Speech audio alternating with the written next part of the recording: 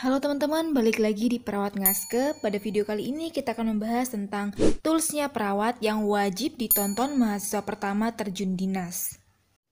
Sebelumnya jangan lupa juga untuk kunjungi Perawat Ngaskep, alamatnya di perawatngaskeponline.wordpress.com karena di sini banyak banget contoh asuhan keperawatan, leaflet dan tugas-tugas keperawatan lainnya. Terutama ada lengkap SDKI, SIKI, SLKI. Kalian tinggal cari diagnosa apa yang kalian mau, tulis di pencarian dan download. Di sini lengkap ya, semua diagnosa ada. Semoga bermanfaat. Oke teman-teman, video kali ini kita akan bahas tentang alat-alat yang digunain perawat untuk melakukan atau mengukur TTV atau tanda-tanda vital, di mana alat-alat ini banyak jenisnya dan di seluruh rumah sakit itu pasti berbeda-beda. Dan agar kalian tidak bingung ketika pertama kali lihat alat tersebut, kalian wajib tonton video ini karena mungkin beberapa ada yang baru pertama kali lihat alat ini karena ketika di kampus mungkin yang disediakan ada alat-alat tertentu aja dan di rumah sakit biasanya alat-alatnya lebih canggih. Jadi nanti ketika kalian dinas di rumah sakit, ketika akan mengukur tanda-tanda vital pasien, kita udah ngerti, udah tahu cara gunain alat-alat yang ada di rumah sakit, sehingga nggak bingung lagi.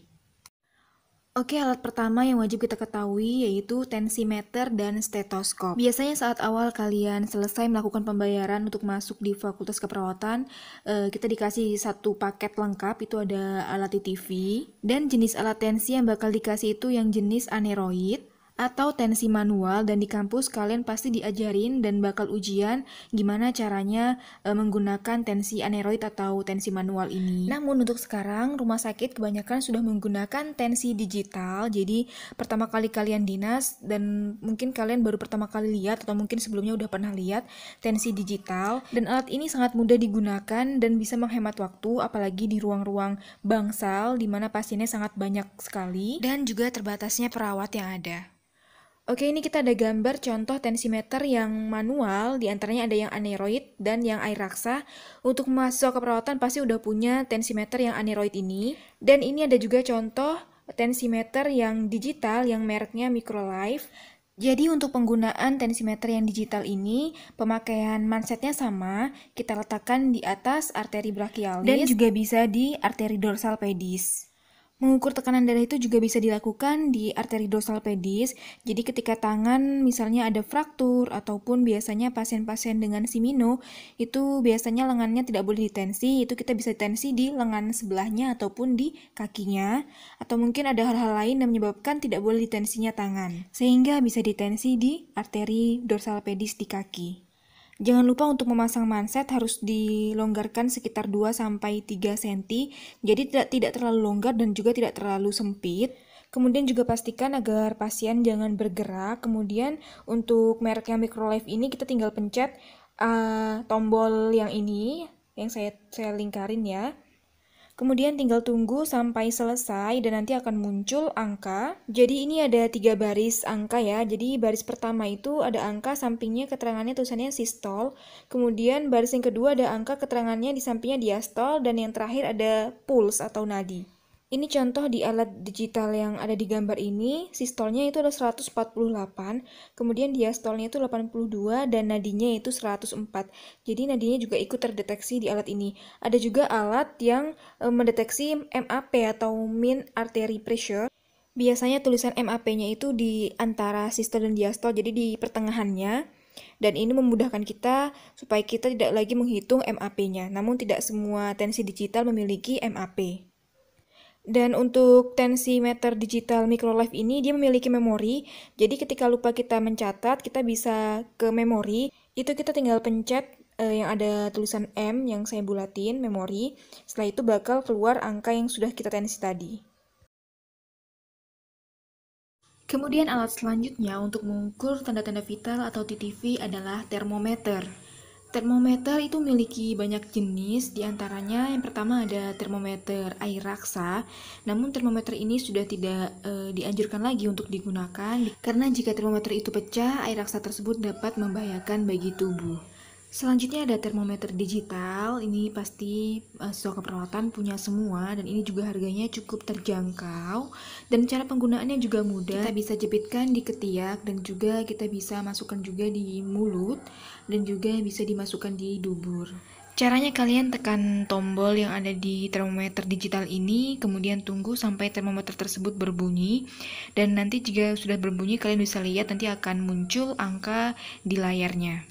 Dan cara pengecekan suhu yang sering digunakan itu diletakkan di ketiak ya, karena jika di lokasi tempat umum tidak mungkin kita memasukkan di lubang dubur. Dan ada juga jenis termometer digital yang seperti dot, jadi untuk bayi atau anak kecil bisa menggunakan termometer ini. Termometer ini juga bisa mengurangi aromatic care pada bayi dan anak. Dan selanjutnya ada termometer yang terbaru yaitu menggunakan infrared. Biasanya rumah sakit sudah memiliki termometer ini untuk memudahkan perawatnya melakukan pengecekan suhu. Mungkin kalian sudah ada yang pernah menggunakannya atau pernah melihatnya dan juga ada yang belum. Untuk termometer ini sangat mudah digunakan, kita tinggal melakukan pengecekan suhu, biasanya di dahi dan kita hanya tinggal pencet tombol dan nanti otomatis langsung akan muncul angka di layarnya. Dan ini ada beberapa contoh termometer infrared.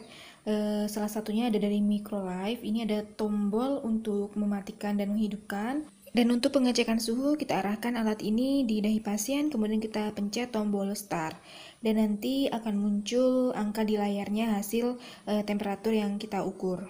Kemudian beberapa temperatur yang menggunakan infrared ini juga memiliki memori.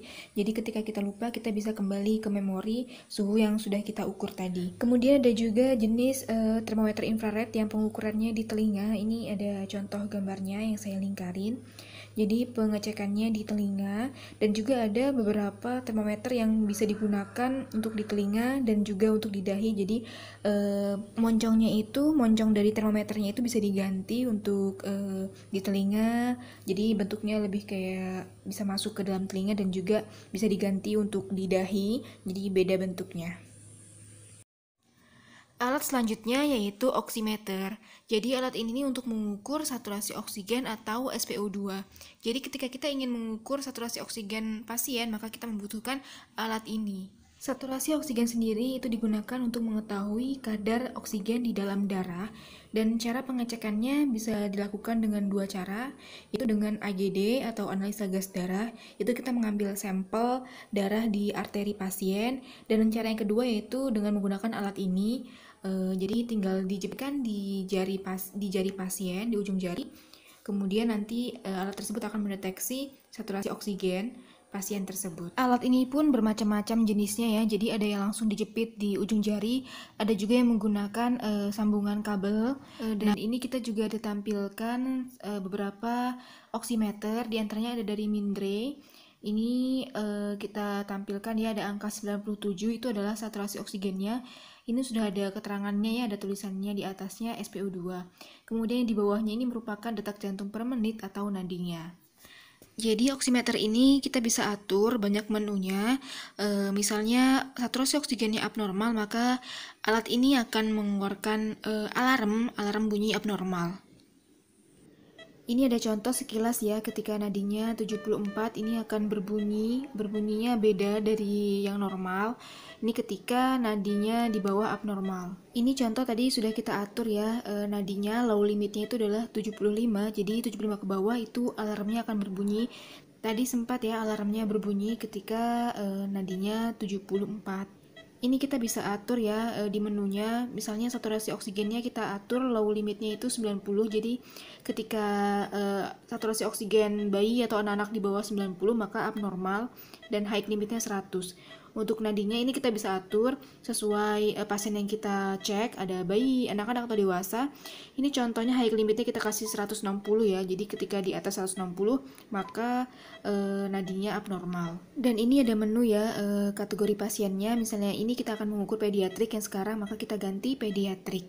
Jika kita ingin mengukur dewasa, maka kita bisa rubah kategori pasiennya ini menjadi dewasa. Kemudian juga alat oximeter merek Mindray ini juga memiliki general stop. Jadi di sini kita bisa mengatur kecerahan dari layar oximeter ini. Juga kita bisa mengatur volumenya juga di sini. Jadi kita tinggal pilih volumenya mau seberapa nyaringnya. Kemudian juga ada menu lain, ada sistem, ini kita bisa atur screen-nya. Kemudian kita ada menu trend juga. Di sini ada tren pengukuran saturasi oksigennya, kita bisa cek di sini. Di sini juga ada waktunya. Alat selanjutnya itu adalah alat yang digunakan pada ibu hamil, yaitu alat untuk mengukur denyut jantung janin. Di kampus kalian pasti sudah belajar bagaimana cara mengukur denyut jantung janin menggunakan alat Lennec. Jadi ini mengukur denyut jantung janin menggunakan alat manual. Namun sekarang sudah banyak digunakan alat Doppler untuk mengukur denyut jantung janin, dan alat ini lebih simpel dan lebih mudah digunakan. Dan alat ini banyak macam jenisnya, ada yang harus di-charger atau diculuk, ada juga yang portable bisa dibawa kemana-mana dengan isinya baterai. Sebelum kita melakukan DJJ, kita lakukan Leopold dulu untuk mengetahui posisi punggung janin, dan kita nyalakan alat DJJ-nya, tekan tombol power yang ada di situ. Kemudian kita naikkan volume suara dari alat ini supaya denyut jantung janinnya terdengar. Biasanya ada tombol volume, kita bisa besarkan atau kita pencet. Ada juga yang di samping letaknya ya, tergantung alatnya. Dan jangan lupa kalian oleskan gel di posisi yang sudah kalian Leopold tadi di bagian punggung janin. Kemudian kalian ambil prop dan kemudian tempelkan di punggung janin tersebut. Jadi propnya ini yang saya lingkari ini ya, jadi yang bakal ditempelkan di perut ibu, yang lokasi yang sudah kita Leopold tadi ya di punggung janin.